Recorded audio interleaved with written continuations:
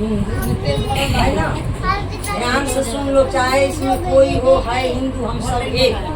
कर्पूर गौरम करुणावतारम संसार सारम भुजगेंद्रहारम